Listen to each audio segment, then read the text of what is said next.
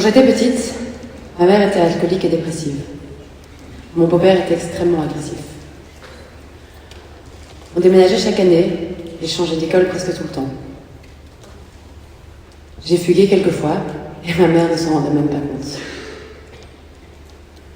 J'ai fait 2 tentatives de suicide aussi.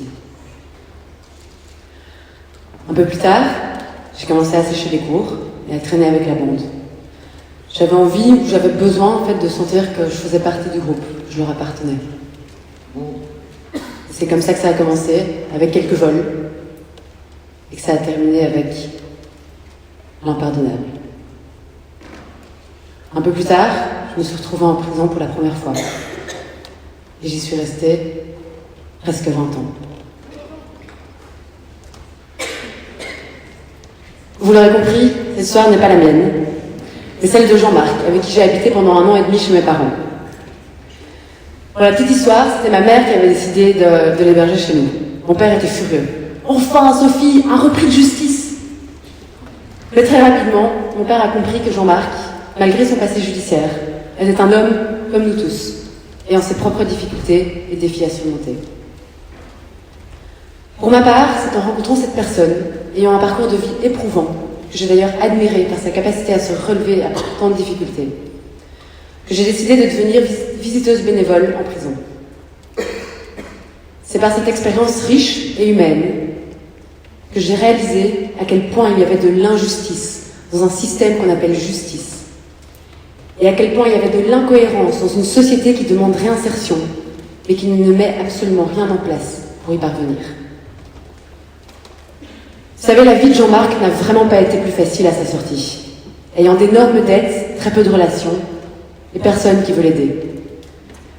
Personne qui veut l'aider à trouver un logement pour vivre, et encore moins de personnes qui veulent l'aider à trouver un emploi pour survivre. Nordine, Michel, Mike, Zacharia, Ilias, Aldo et plein d'autres personnes qu'on a vues passer chez Unago témoignent de cette difficulté à s'en sortir quand personne ne veut vous donner une deuxième chance. À côté de cette réintégration extrêmement compliquée pour les personnes qui ont un passé judiciaire, on retrouve un marché de l'emploi dans lequel on a une liste de métiers en pénurie qui ne fait que s'allonger en Belgique. Des entreprises qui peinent à trouver du personnel motivé et qui font face à un turnover énorme au sein de leurs équipes. Des entreprises aussi qui ont envie d'investir dans une stratégie de diversité et d'inclusion ou une stratégie RSE, responsabilité sociale des entreprises. C'est pourquoi, moi, Coraline, criminologue, guidée par des valeurs de justice, d'égalité et de bienveillance, j'ai décidé de créer Unago, la première agence de recrutement pour personnes ayant un passé judiciaire en Belgique. On aide donc d'une part les personnes qui ont un passé judiciaire à se réintégrer par un projet professionnel, et d'autre part, on aide les entreprises à trouver du personnel motivé et adapté à leurs besoins, tout en améliorant leur impact social.